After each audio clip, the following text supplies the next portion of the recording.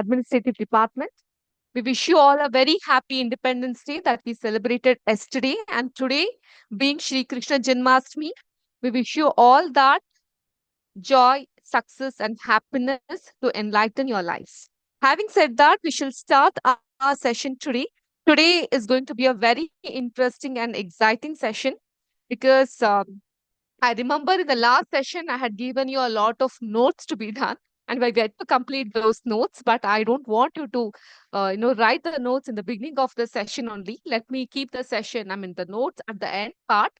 Before that, let us learn some interesting science terminology so that, sometimes what happens while we are going through the textbook, there comes the terminology, we may not know the exact meaning of it.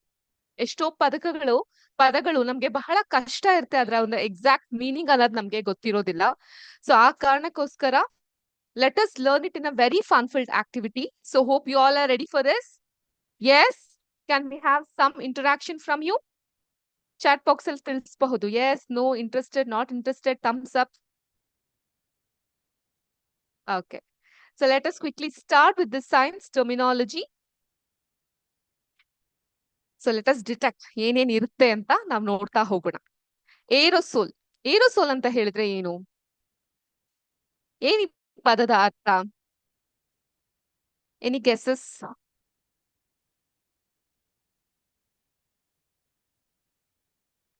ಸಾಮಾನ್ಯವಾಗಿ ಇವಾಗ hair setting, ಇವಾಗ baby hairs ಇರೋರು ಅದನ್ನ straighten ಮಾಡಿಸ್ಕೊಂಡಾಗ, ಅಥವಾ ಯಾವ್ದಾದ್ರು function ಇದ್ದಾಗ, ಅಥವಾ ಸ್ಕೂಲಲ್ಲಿ ಯಾವ್ದಾದ್ರು ಡ್ಯಾನ್ಸ್ ಕಾಂಪಿಟೇಷನ್ಸ್ ಎಲ್ಲ ಇದ್ದಾಗ ಏನ್ ಮಾಡ್ತೀವಿ, we get different various types of hair treatment ಅಲ್ವಾ. ಆ ಕೂದಲೆಲ್ಲ ಸೆಟ್ ಆಗತ್ ಲಾಸ್ಟ್ ಒಂದ್ ಸ್ಪ್ರೇ ಹೊಡಿತಾರೆ ಹೇರ್ಗೆ. ಅಷ್ಟ್ ಮಾತ್ರ ಅಲ್ಲ, ಈ ಪೇಂಟ್ ಮಾಡ್ಬೇಕಾದ್ರೆ ಪೇಂಟ್ ಸ್ಪ್ರೇಸ್ ಗಳಂತ ಸಿಗುತ್ತೆ. ಈ hit cockroach sprays, mosquito repellent sprays ಇವೆಲ್ಲ ಇರುತ್ತೆ. ಸೊ ಏನ್ ಜನರಲಿ ಇದು, these are the substance that is enclosed under pressure and released as a fine spray by means of a propellant gas or a suspension of solid or liquid particles in a gas. ಅದು liquid particle ಆದ್ರೂ ಆಗಿರ್ಬೋದು, like ಈ ಸೊಳ್ಳೆಯನ್ನ ಹೊಡಿಲಿಕ್ಕೆ use ಮಾಡುವಂತಹ spray, ಅಥವಾ cockroach ನ ಸಾಯಿಸ್ಲಿಕ್ಕೆ use ಮಾಡುವಂತಹ spray, ಅಥವಾ ಸಾಲಿಡ್ ಆದ್ರೂ ಆಗಿರಬಹುದು. ಅದನ್ನ ಗ್ಯಾಸ್ ರೂಪದಲ್ಲಿ ಕನ್ವರ್ಟ್ ಮಾಡಿ ಆ ಸಸ್ಪೆನ್ಷನ್ ಅನ್ನ ಒಂದು ಬಾಟಲ್ ಅಲ್ಲಿ ಫಿಲ್ ಮಾಡಿ ಇಟ್ಟಿರ್ತಾರೆ. ಅದು ತುಂಬಾ ಪ್ರೆಷರ್ ಅಲ್ಲಿ, ಓಕೆ, ಅಂಡರ್ ಪ್ರೆಷರ್. ಅಂತಹದನ್ನ ನಾವು ಏರೋಸೋಲ್ ಅಂತ ಕರಿತೀವಿ. ಸೊ ನೀವು ಇಂತಹ ಬಾಟಲ್ಸ್ ಗಳನ್ನ ನೆಕ್ಸ್ಟ್ ಟೈಮ್ ನೋಡಿದಾಗ ಅದ್ರ ಹಿಂದೆ ತಿರುಗಿಸಿದ್ರೆ ದ ಕಾಂಪೊನೆಂಟ್ಸ್ ನ ಏರೋಸೋಲ್ ಅಂತ ಮೆನ್ಷನ್ ಮಾಡಿರ್ತಾರೆ. ಓಕೆ, ಸೊ ನಿಮ್ಮ ಸುತ್ತಮುತ್ತ ಇರುವಂತಹ ವಾತಾವರಣದಲ್ಲಿ ನೀವು ಅಬ್ಸರ್ವ್ ಮಾಡ್ತಾ ಇರಿ, you will get lots and lots of example and ideas of this aerosols. Okay, hope you understood this. ಅರ್ಥ ಆಯ್ತಾ? Or do you want to take a note of it? Ma'am, quick ಆಗಿ move ಮಾಡ್ಬಿಟ್ನಾ? Okay, how do I go back to this?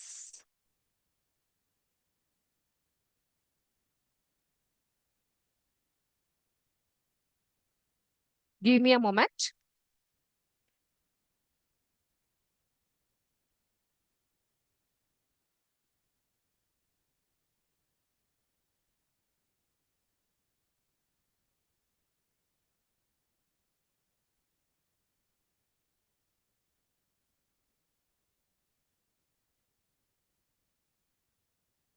Note ಮಾಡ್ಕೊಳ್ಳಿ ಇದನ್ನ, aerosol. So this is not something that one you're going to get in your exams or test, but as an extra piece of knowledge, I would request you to know about these terminologies. Okay, next time when you go to your higher class, if someone talks about aerosol or gel or sol, you must not be in a situation saying that ನಮಗೆ ಗೊತ್ತಿಲ್ಲ, syllabus ಅಲ್ಲಿ ಇಲ್ಲ ಅನ್ನೋ ರೀತಿ ಇರಬಾರ್ದಲ್ವಾ. It's very important for you to know these terminologies. Okay, hope you have taken a note of it. I repeat, a substance enclosed under pressure and released as a fine spray by means of a propellant gas or a suspension of solid or liquid particles in a gas. ಅದನ್ನ ನಾವು aerosol ಅಂತ ಕರಿತೀವಿ. We call it as aerosol.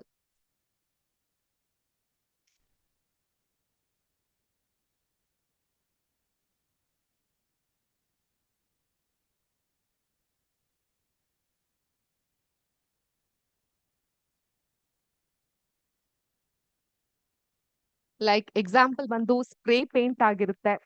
Okay, and then hair spray ಆಗಿರಬಹುದು. So all this is an example of aerosol. Got it? So now can we go forward? Can I go ahead?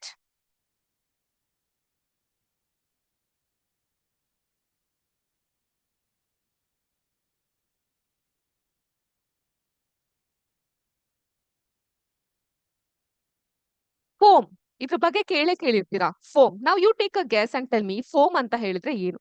ನಿಮ್ಗೆ ಏನ್ ಅರ್ಥ ಆಗುತ್ತೆ foam ಅಂದ ತಕ್ಷಣ?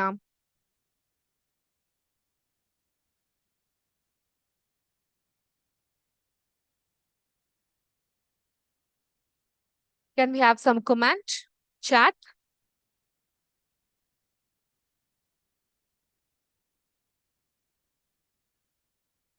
Quick. You can give me the answer in the chat, live chat ಅಲ್ಲಾದ್ರೂ ಕೊಡ್ಬಹುದು. ಅಥವಾ you can put your comments in the chat section here. Ma'am ನೀವೇ ಹೇಳ್ಬಿಡಿ. ಹೌದಾ? ಫೋಮ್ ಅಂತ ಹೇಳೋದ್ ನಾವ್ ಯಾವ್ದಕ್ ಯೂಸ್ ಮಾಡ್ತೀವಿ? ಜನರಲ್ ಆಗಿ ಬರ್ಡೇಸ್ ಎಲ್ಲ ಆದಾಗ ಬರ್ಡೇ ಬಾಯ್ಗೆ ಅಥವಾ ಬರ್ಡೇ ಗರ್ಲ್ಗೆ we try to spray these things. Is it it? So ಏನಾಗುತ್ತೆ, ಫೋಮ್ ಅಂದ್ರೆ ಇನ್ ಜನರಲ್ ಭಾಷೆಯಲ್ಲಿ ಹೇಳೋದಾದ್ರೆ ನೊರೆ, ನೊರೆ ಬರುವಂತದ್ದು. A substance enclosed under pressure and released as a fine spray by means of a propellant gas. ಇದು ಸಹ ಏರೋಸೋಲ್ ತರ ಈ ಬರ್ಡೇ ಪಾರ್ಟೀಸ್ ಗಳಲ್ಲಿ ಆ ಫೋಮ್ ಬರ್ಲಿಕ್ಕೆ ಅಂತಾನೆ ವಿ ಯೂಸ್ ಇಟ್ ಅಲ್ಲ. ಸೊ ಅದನ್ನ ಸ್ಪ್ರೇ ಮಾಡಿದಾಗ ಏನಾಗುತ್ತೆ, ಆ ಫೋಮ್ ಬರುತ್ತೆ, ಅದನ್ನ we put it on the face, hair ಎಲ್ಲ ಯೂಸ್ ಮಾಡ್ತೀವಿ. ಸೊ ಅದನ್ನು ಕೂಡ in high pressure they fill it ಇನ್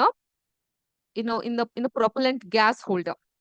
ಅಥವಾ ಇನ್ ಸಿಂಪಲ್ ಟರ್ಮ್ಸ್ ಹೇಳ್ಬೇಕಂದ್ರೆ ಲ್ಯಾದರ್, ನೊರೆ ಬರುವಂತದ್ದು. ಈಗ ಬಾತ್ ಸ್ಪಾಂಜ್ ಅಲ್ಲಿ ನೊರೆ ಬರುತ್ತೆ. ಸೊ ಅದೇ ರೀತಿ ಈ ನೊರೆ ಬರುವಂತಹ ಒಂದು ಕ್ರೀಮ್ಸ್ ಗಳಾಗಿರಬಹುದು, ಇವೆಲ್ಲವೂ ಕೂಡ ಫೋಮ್ಗೆ ಇರುವಂತಹ example. Got it? So can you just give a try? Foam ಬೇರೆ ಯಾವ್ದಾದ್ರು ಎಕ್ಸಾಂಪಲ್ಸ್ ಇದ್ರೆ ಹೇಳ್ತೀರಾ ನನ್ಗೆ?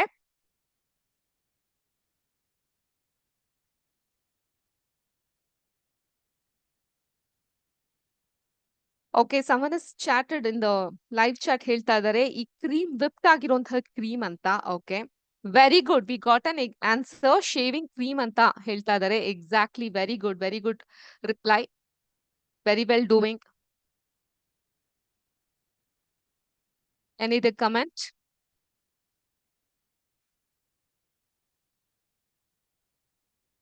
ಓಕೆ, ಸೋಪ್ ಲ್ಯಾದರ್ ಅಂತ ಹೇಳಿದೀರಾ, ದಟ್ಸ್ ಆಲ್ಸೋ ಕರೆಕ್ಟ್. ಇದು ಬರೀ ಲಿಕ್ವಿಡ್ ಆಗಿ ಮಾತ್ರ ಇರಲ್ಲ, ಸಾಲಿಡ್ ಆಗೂ ಇರುತ್ತೆ. ಬ್ರೆಡ್ ಯಾವ್ದ್ರಲ್ಲಿ ಫುಲ್ ಹೋಲ್ಸ್ ಇರುತ್ತಲ್ಲ, ಅದು ಕೂಡ ಎಕ್ಸಾಂಪಲ್ ಫೋಮ್ಗೆ. ಸ್ಪಾಂಜ್ ಸಹ very good example. Very good examples you are giving. Thank you so much for your participation.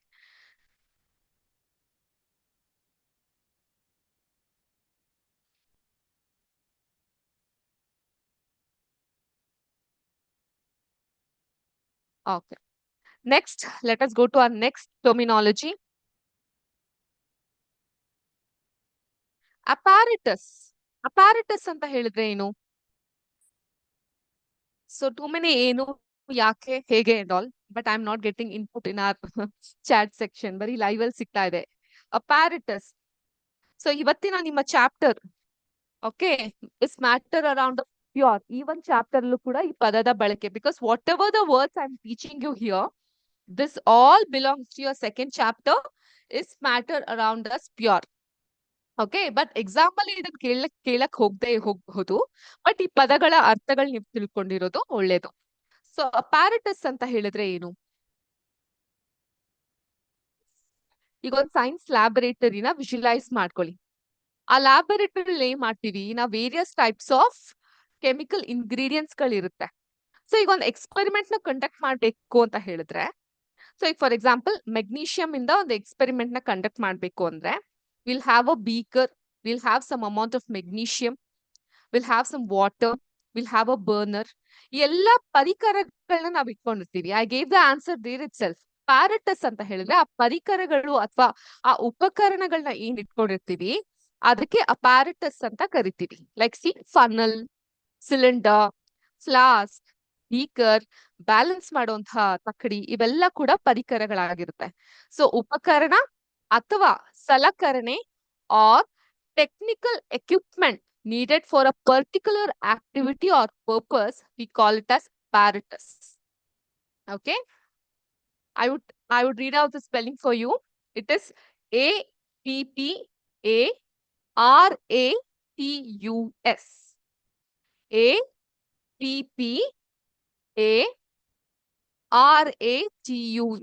Apparatus. Okay.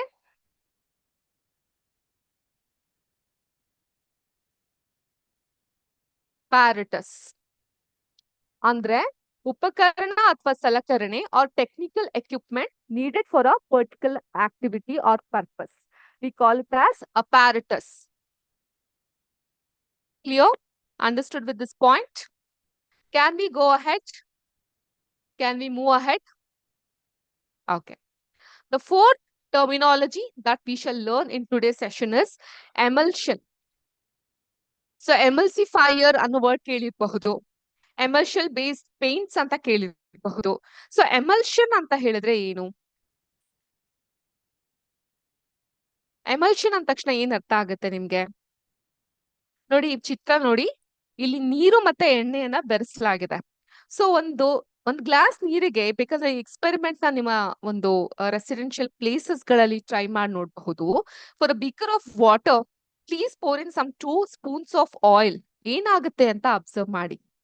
ಅದು ಸಪ್ರೇಟ್ ಆಗಿರುತ್ತೆ. ಹೇಳ್ತಾರಲ್ಲ ಎಣ್ಣೆ ಮತ್ತೆ ನೀರ್ ಇದ್ದಂಗ್ ಇದಾರೆ ಅಂತ, ಅಂದ್ರೆ ಒಂದ್ರ ಜೊತೆ ಒಂದು ಬೆರೆಯೋದಿಲ್ಲ.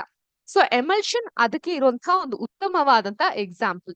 Okay, emulsion is mixture of 2 or more liquids that don't normally mix, where tiny droplets of one liquid are dispersed throughout the other.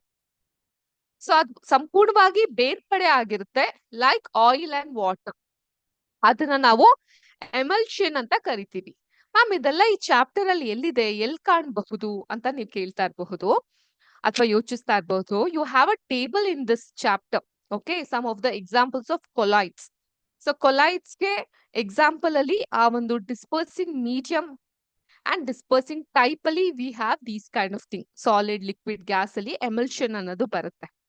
Okay, ಎಮಲ್ಷನ್ಗೆ ಒಂದು ಒಳ್ಳೆ ಎಕ್ಸಾಂಪಲ್ ಅಂತ ಹೇಳಿದ್ರೆ, ನಾವು ಮುಖಕ್ಕೆ ಹಚ್ಚೋ ಕ್ರೀಮ್ ಇರುತ್ತಲ್ಲ, you name it, Vicco turmeric ಆಗಿರಬಹುದು, ಫೇರ್ ಅಂಡ್ ಲವ್ಲಿ ಆಗಿರಬಹುದು. ಸಾರಿ, ನಾವು it's Glow and Lovely and then Fairever, what else, ಇನ್ಯಾವ ಕ್ರೀಮ್ಸ್ ಗಳಿದೆ?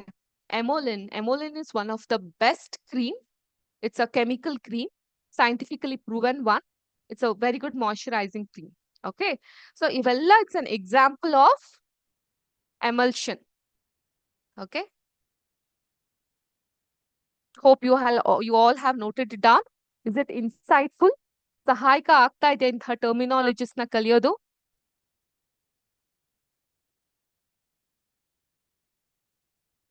ಸೊ ಎಲ್ಲ ಹಬ್ಬದ ಮೂಡಲ್ಲಿ ಇದ್ದೀರಾ ಅನ್ಸುತ್ತಲ್ಲ ಮ್ಯಾಮ್. ಸ್ಯಾಟರ್ಡೇನೂ ಬಿಡಲ್ವಾ ನೀವು ನಮ್ಗೆ ಕ್ಲಾಸ್ ತೆಗ್ಕೊಂತೀರಾ ಅಂತ ಯಾರಾದ್ರೂ ಬೈಕೋತಿದ್ದೀರಾ ಮ್ಯಾಮ್ಗೆ? ನನ್ಗಂತೂ ಸಿಕ್ಕಾಪಟ್ಟೆ ಎಕ್ಸೈಟ್ಮೆಂಟ್ ಇರುತ್ತೆ ನಿಮ್ಗೆ ಕ್ಲಾಸ್ ನ ತೆಗ್ಕೊಳ್ಲಿಕ್ಕೆ. Hope so even you have the same. Hope ಮಾಡಬಹುದಾ? Can we have at least some responses for this as well?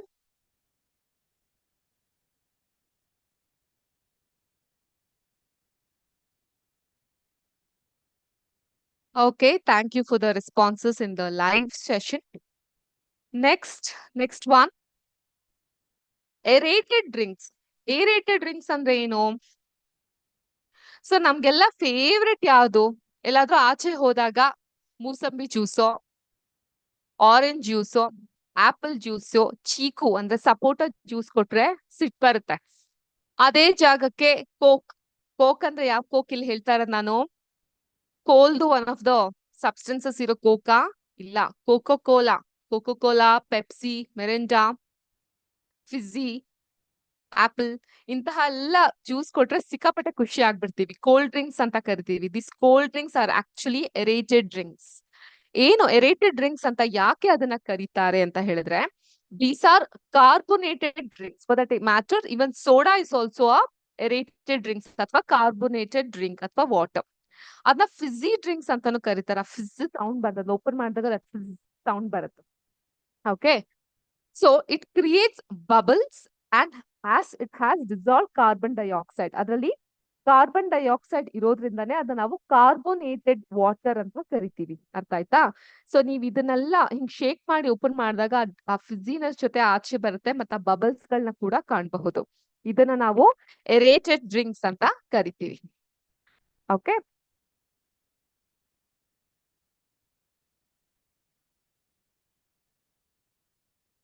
Next is gel. Gel ಸಾಮಾನ್ಯವಾಗಿ ನಮ್ಮೆಲ್ಲರಿಗೂ ಗೊತ್ತಿರುವಂತಹದ್ದು. It's a kind of texture ಅಲ್ವಾ. ಈಗ ಜೆಲ್ಲಿ ನೋಡಿರ್ತೀವಿ, it's a kind of texture, gel ಅಂತೀವಿ. ಈಗ aloe vera gel ಆಗಿರಬಹುದು. ಸೊ ಯಾವ್ದು ಸ್ವಲ್ಪ ಗರಿಷ್ಠವಾದಂತಹ ದ್ರಾವಣ ಇರುತ್ತೋ ಅದನ್ನ ನಾವು ಜೆಲ್ ಅಂತ ಸಾಮಾನ್ಯವಾಗಿ ಕರಿತೀವಿ, ಅಥವಾ ಅರೆ ಘನ ರೂಪದಲ್ಲಿರುವಂತಹ ದ್ರಾವಣ, ಅಂದ್ರೆ ಸೆಮಿ ಸಾಲಿಡ್ ಆಗಿರುವಂತಹದ್ದು. ಸೊ ಈ ಜೆಲ್ ಬಗ್ಗೆ ನಾವು ತಿಳ್ಕೊಳ್ತಾ ಹೋಗೋಣ. See I can show you with an sure, ನೀವೆಲ್ಲರಿಗೂ ಕಾಣಿಸ್ತಾ ಇದೆ ಅಂತ ಭಾವಿಸ್ತೀನಿ. It's an ointment which is in the form of gel. So a gel is a semi-solid that can have properties ranging from soft and weak to hard and tough. ಅದು ಗಟ್ಟಿಯಾಗೂ ಕೂಡ ಇರಬಹುದು. Okay. So ಈ ಒಂದು gel ನ ಒಂದ್ ಸ್ವಲ್ಪ ಹೊತ್ತು ನೀವು ಆಚೆ ಬಿಟ್ರೆ ಅದು ಗಟ್ಟಿ ಆಗ್ಬಿಡುತ್ತೆ, ತೆಗಿಲಿಕ್ಕೂ ಕೂಡ ಕಷ್ಟ ತರ ಅನ್ಸುತ್ತೆ. So it is an example. Even ಈ ಒಂದು ಫೆವಿಕಾಲ್ ಇರುತ್ತಲ್ಲ, ಸೊ ಅದನ್ನು ಸ್ವಲ್ಪ ನೀವು ಆಚೆ ಇಟ್ಟಿದ್ರೆ ಅದು ಗಟ್ಟಿ ಆಗ್ಬಿಡುತ್ತೆ, ಅದ್ರ ಸುತ್ತ ಗಟ್ಟಿಯಾಗಿ ಇರುತ್ತೆ. So this gel is a semi solid. So ಇತ್ಲ ಕಡೆ ಸಾಲಿಡು ಅಲ್ಲ, ಅದು ಲಿಕ್ವಿಡು ಅಲ್ಲ, ಆ ಮಧ್ಯದ ರೀತಿಯಲ್ಲಿ ಇರುತ್ತೆ. ಅದಕ್ಕೆ ನಾವು ಕನ್ನಡದಲ್ಲಿ ಅದನ್ನ ಅರೆ ಘನ ರೂಪದ ದ್ರಾವಣ ಅಂತ ಕರಿತೀವಿ. Okay. So this is how a gel would be there.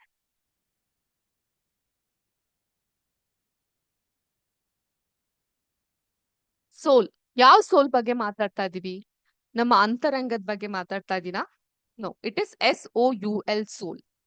ಅಥವಾ ಶೂ ಒಳಗಡೆ ಇರುವಂತಹ ಸೋಲ್ ಬಗ್ಗೆ ಮಾತಾಡ್ತಾ ಇದ್ದೀರಾ? No, that is SOLE sole. I am here talking about sol, SOL sol. ಏನಿದ್ರ ಅರ್ಥ? Let us see. ಎಷ್ಟೊಂದು ಪೇಂಟ್ ಕಲರ್ಸ್ ಗಳು ಇಲ್ಲಿ ಕಾಣ್ತಾ ಇರಬಹುದು. ಸೊ ನಿಮ್ಗೆ ಅರ್ಥ ಆಗುತ್ತೆ ಸೋಲ್ಗೆ ಇರುವಂತಹ ಒಂದು ಒಳ್ಳೆ ಎಕ್ಸಾಂಪಲ್ ಅಂತ ಹೇಳಿದ್ರೆ that is paint colour. Okay. A type of collide. Collide ಅಂದ್ರೆ ಇಲ್ಲಿ ಕೊಲೈಡಿಯಲ್ ಸೊಲ್ಯೂಷನ್ ಓದಿದೀವಲ್ಲ ಚಾಪ್ಟರ್ ಅಲ್ಲಿ, ಅದು. A type of colloid where solid particles are dispersed in a liquid medium. So ಘನೀಕೃತವಾದಂತಹ ವಸ್ತುಗಳು ಏನಿರುತ್ತೆ ಅದನ್ನ ನಾವು ಲಿಕ್ವಿಡ್ ಮೀಡಿಯಂ, ಪೇಂಟ್ ಅನ್ನ ನೋಡಿದಾಗ ಹೇಗಿರುತ್ತೆ ಅದು ಲಿಕ್ವಿಡ್ ಆಗಿರುತ್ತಲ್ಲ. So that is an example of sol. You can take a note of it. ಇಲ್ಲಿ ಡಿಸ್ಪರ್ಸ್ಡ್ ಅಂದ್ರೆ ಏನ್ madam? Important, please note down. Dispersed ಅಂತ ಹೇಳಿದ್ರೆ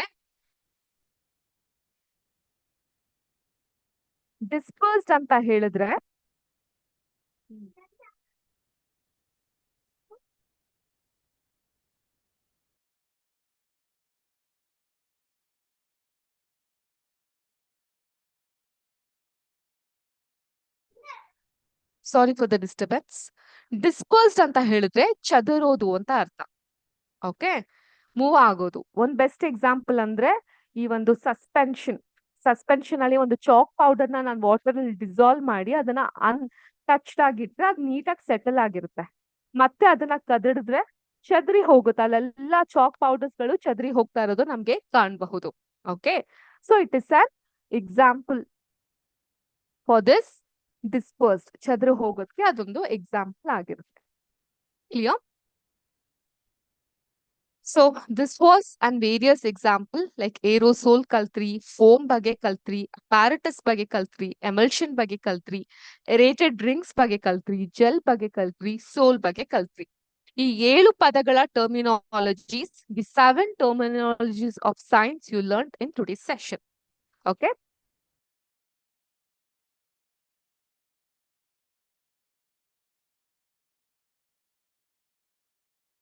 But why, ma'am? Why did we learn these things? Why you have learned? Because in your textbook, page number 18, you have this example of colloids. So colloid ಗೆ ಇರುವಂತಹ various examples ನಿಮ್ಗಿದೆ. So ಆ examples ಗೋಸ್ಕರ ನೀವು ಕಲಿತೀರಾ. So ಅದು liquid form ಅಲ್ಲಿ ಇರುತ್ತೆ and dispersing medium gas form ಅಲ್ಲಿ ಇರುತ್ತೆ. ಅದು ಏರೋಸೋಲ್, ಲೈಕ್ ಫಾರ್ ಎಕ್ಸಾಂಪಲ್ ನಾ ಆಗ್ಲೇ ಹೇಳ್ದಂಗೆ ಫಾಗ್ ಆಗಿರ್ಬಹುದು, ಕ್ಲೌಡ್ಸ್ ಆಗಿರ್ಬಹುದು, ಮಿಸ್ಟ್ ಆಗಿರ್ಬಹುದು. You have a example for this. ಅದೇ ರೀತಿ ಘನೀಕೃತವಾದದ್ದು solid, which is in the dispersing medium gas again, aerosol, smoke, automobile exhaust. Ma'am, now what is this automobile exhaust?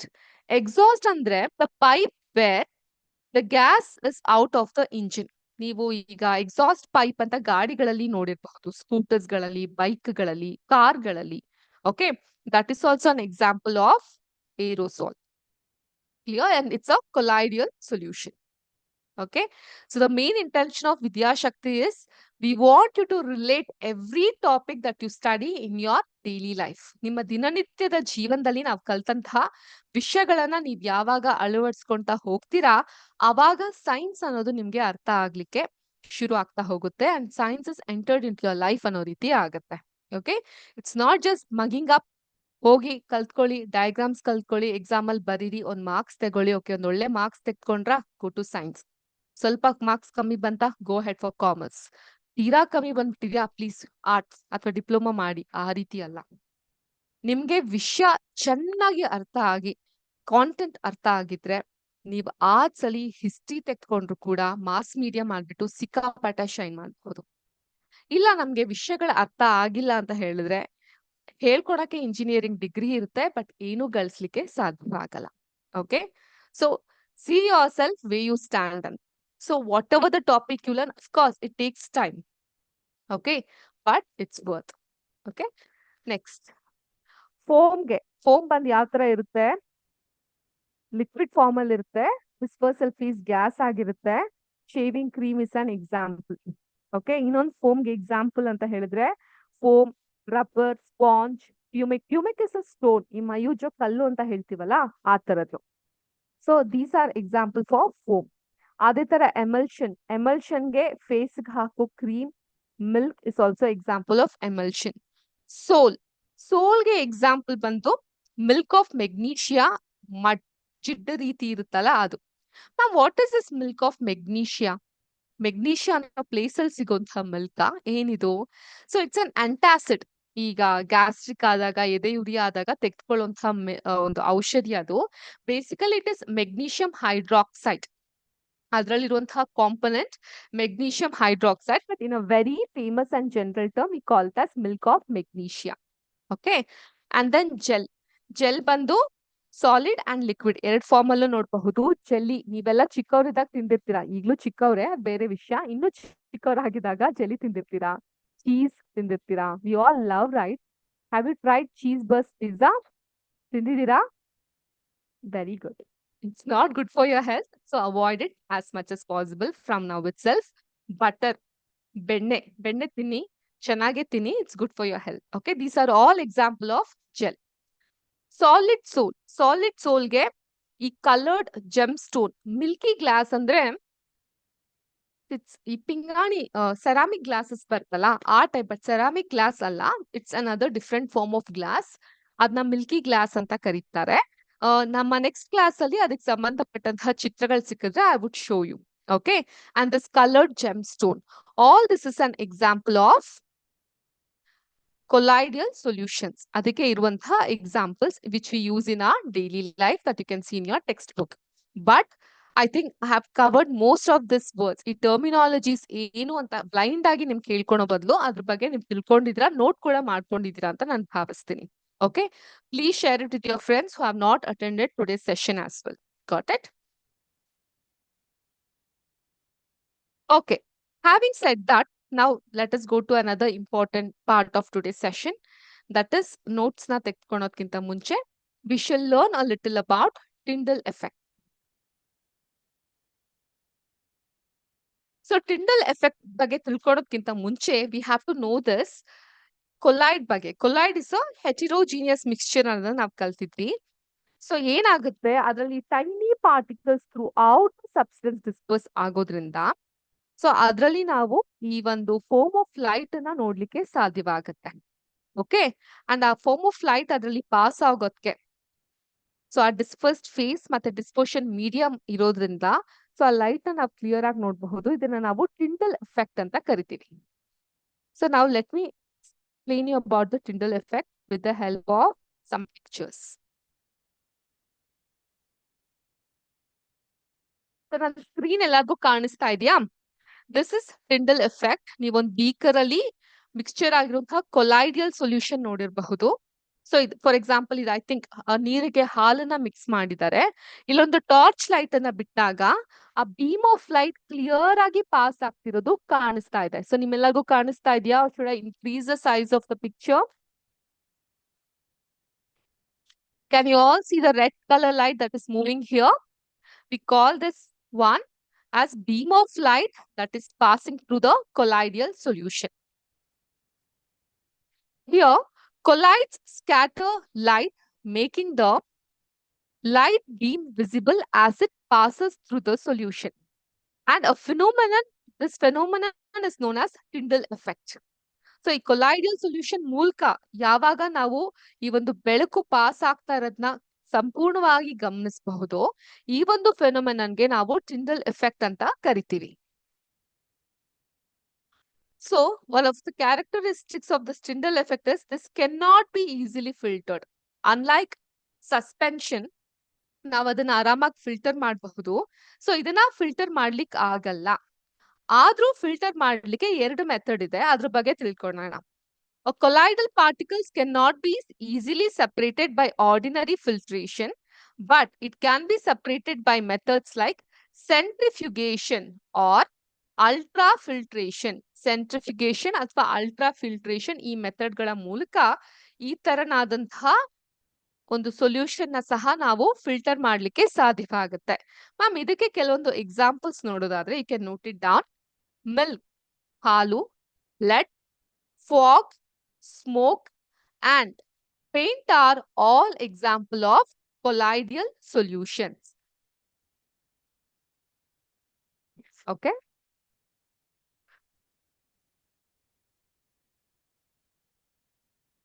And then you have Tyndall effect ನ ತೋರಿಸುವಂತಹ ಚಿತ್ರವನ್ನ ಕೂಡ ಕಾಣಬಹುದಿಲ್ಲಿ.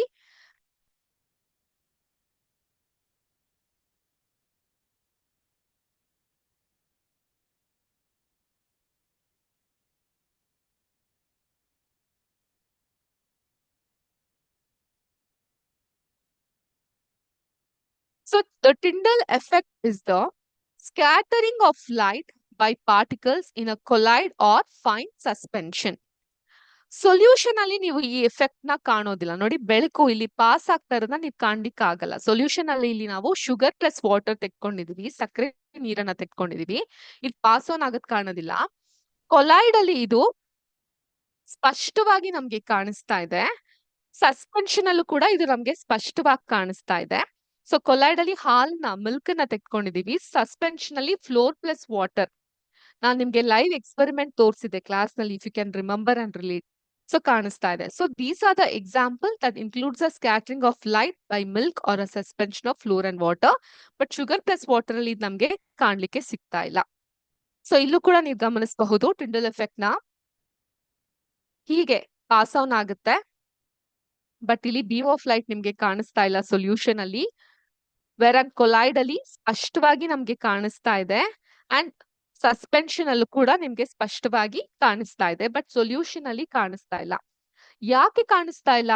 ಯಾರಾದ್ರೂ ಈ ಪ್ರಶ್ನೆಗೆ ಉತ್ತರಿಸ್ತೀರಾ? ಓಕೆ, ನೆಕ್ಸ್ಟ್ ನಮ್ ಕ್ಲಾಸ್ ಯಾವತ್ತಿರೋದು? I think it's on Tuesday, right?